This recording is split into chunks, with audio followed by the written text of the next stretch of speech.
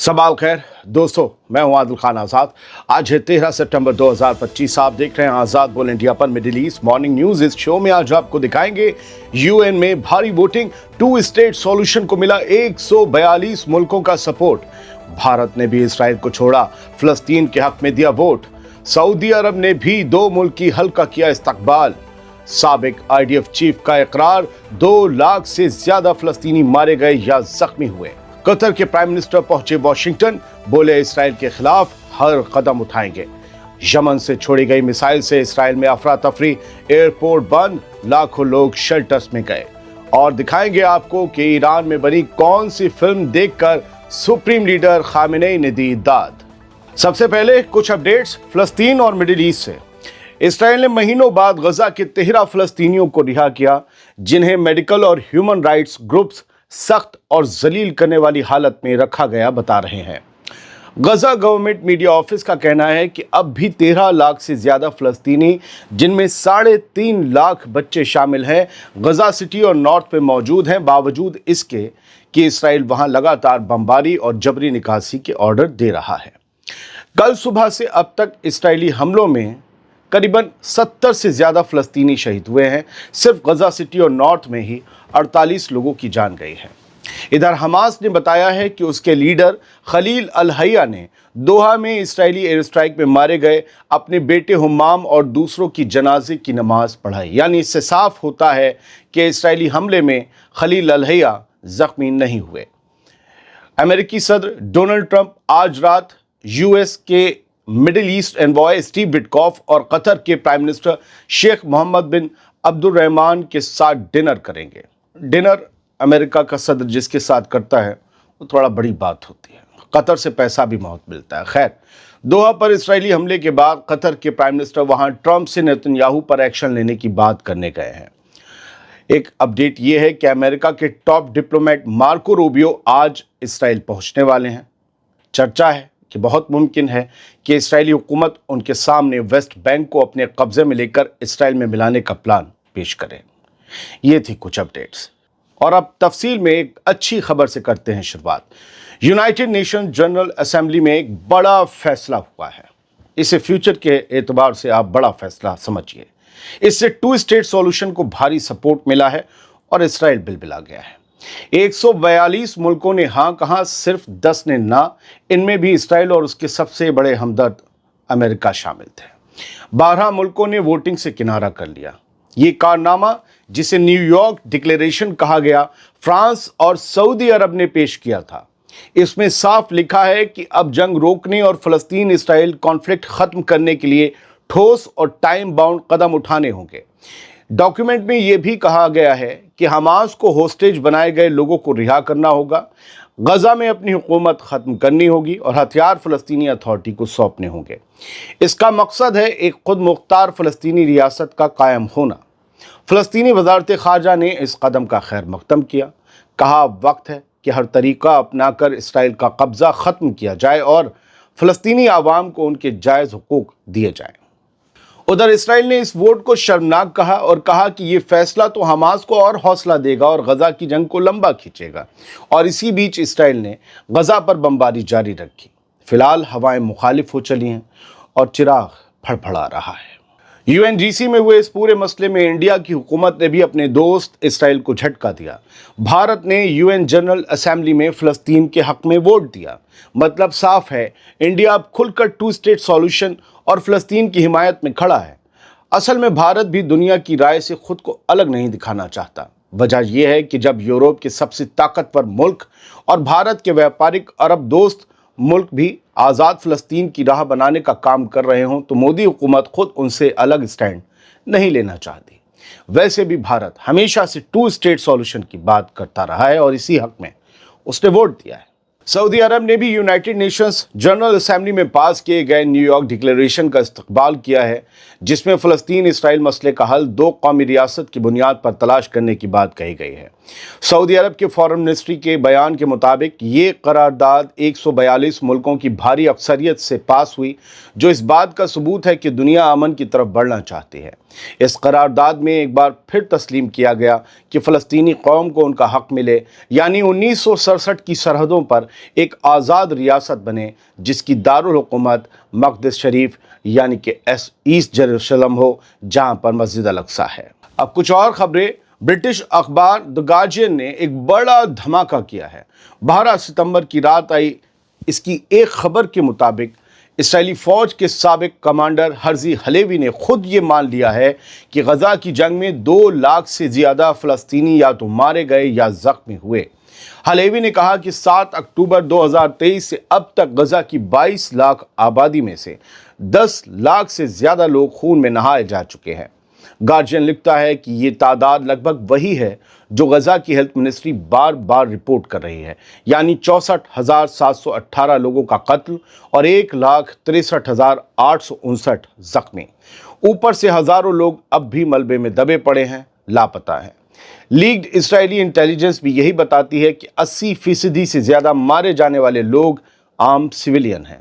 اور سب سے شرمناک اقرار سنیے، ہلیوی نے مان لیا ہے کہ اس جنگ میں کبھی بھی قانونی مشورے سے آپریشن روکا نہیں گیا۔ اصل میں لیگل ایڈوائزر تو بس دنیا کو دکھانے کے لیے رکھے جاتے ہیں تاکہ جنگ کی سیاسی صفائی دی جا سکے۔ یعنی نتنیاہو اور اس کی حکومت بار بار یہ جھوٹ دہراتے رہے کہ غزہ میں مارے گئے لوگوں کا آنکڑا بڑھا چڑھا کر پیش کیا جا رہا ہے۔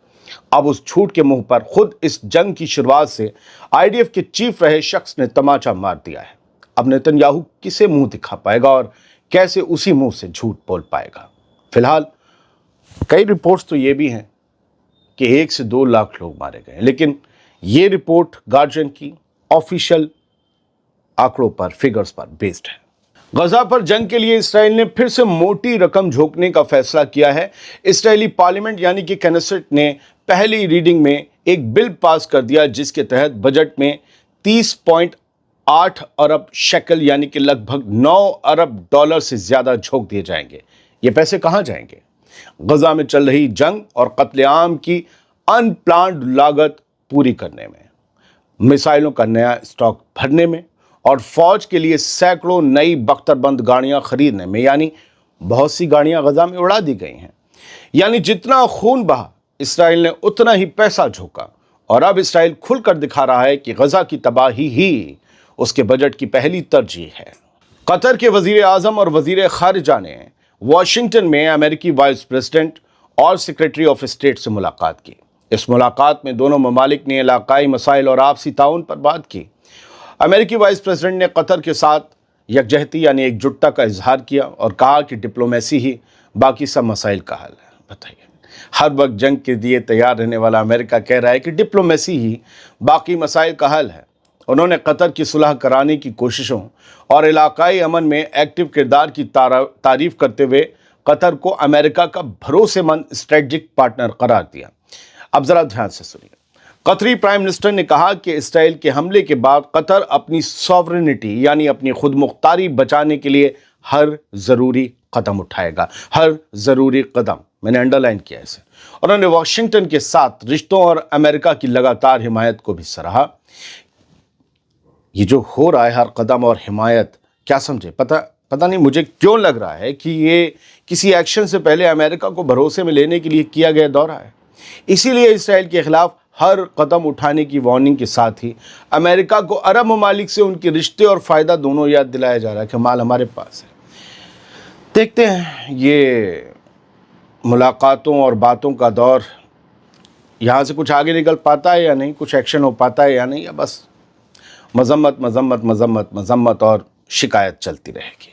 اسرائیلی فوج کا کہنا ہے کہ ان کے ایئر ڈیفنس سسٹم نے ہوتھیز کے بیلسٹک میزائل کو آج صبح مار گرایا۔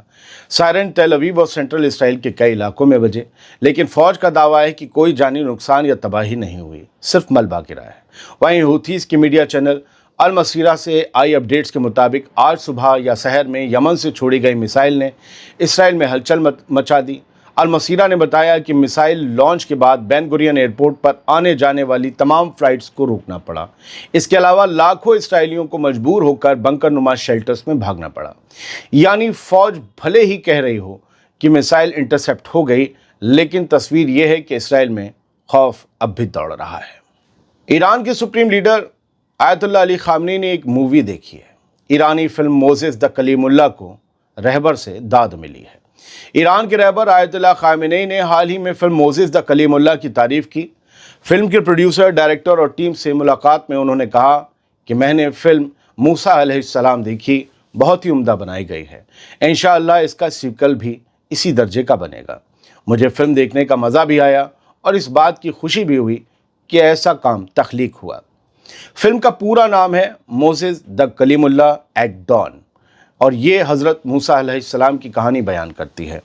इसे मशहूर ईरानी फिल्म मेकर इब्राहिम हातमिकिया ने लिखा और डायरेक्ट किया है। कहानी में फ़िरऔन का एक ख्वाब दिखाया गया है जिसमें उसे बताया जाता है कि एक बच्चा पैदा होने वाला है जो उसकी सल्तनत को तबाह करेगा। फ़िरऔन उसे रोकने की कोशिश करता है, लेकिन उसी वक्त हज़रत मूसा की पैदाइश होती है और वहीं से किस्सा आगे बढ़ता है। कुछ खबरें हम यहाँ से भी ले सकते हैं लाइव। अमेरिका, सऊदी अरब, इजिप्ट और यूएई इन सब ने सूडान में जो जारी खाना जंगी है, सिविल वॉर है, उसमें 3 महीने के ट्रूस का मुतालबा किया है, यानी कि जंगबंदी में 3 महीने का पॉज हो, 3 महीने के लिए जंग ये रुक जाए। और साथ ही इसके अलावा इन ममालिक की तरफ से, अमेरिका, सऊदी अरब, इजिप्ट और यूएई की तरफ से ये कहा गया है कि सूडान का मुस्तकबिल कोई बागी ग्रुप नहीं लिख सकता, कोई मिलिशिया ग्रुप नहीं लिख सकता, जो लगातार ये कोशिश कर रहा है कि सूडान के हालात को और ख़राब किया जाए और जो कि मुस्लिम ब्रदरहुड का हिस्सा है। ये जॉइंट स्टेटमेंट जारी हुआ है, यानी सूडान की तरफ अब इन लोगों की निगाह गई है। हो सकता है कि वहाँ खाना जंगी रोकने के सिलसिले में कुछ काम शुरू हो पाए। SDF और Syrian government agreement on the line after deadly Aleppo clashes. Aleppo Syria का जो इलाका है वहाँ पर बहुत बुरे क्लैशेस हो रहे हैं, फिर से लोग मारे गए हैं। सीरिया की जो फोर्सेस हैं, सीरिया की हुकूमत की और सीरियन डेमोक्रेटिक फोर्सेस यानी SDF, उनके बीच ही क्लैश होने लगे हैं। जबकि SDF को अल-शरा की हुकूमत में फ़ोर्स में शामिल होना था, लेकिन कुछ बातों को लेकर ये यूँ कहिए कि हमें हुकूमत में तवज्जो नहीं दी जा रही, इसको लेकर दोनों भिड़ गए और वहाँ हालात ख़राब हो रहे हैं। एक ख़बर ये भी है कि कल US के मिलिट्री के टॉप जनरल्स ने सीरिया के अल-शरा से दमस्कस में मुलाकात की। इलाकाई सूरत हाल पर, सीरिया की सिक्योरिटी पर और IS को लेकर इस बीच काफ़ी सीरियस तबादला ख्याल हुआ। 2 खबरें बाहर मिडिल ईस्ट से बाहर की हैं, बड़ी हैं, इसलिए बता रहे हैं। 193 लोग बोट जो एक्सीडेंट्स थे, यानी नाव के जो हादसे हैं पानी में, उसमें मारे गए हैं। नॉर्थ वेस्टर्न DR कांगो में ये नावें पलट गईं, डूब गईं और इनमें हद से ज़्यादा लदे हुए लोग सब डूबने से मर गए। इसके अलावा एक ख़बर जो है वो म्यांमार से है।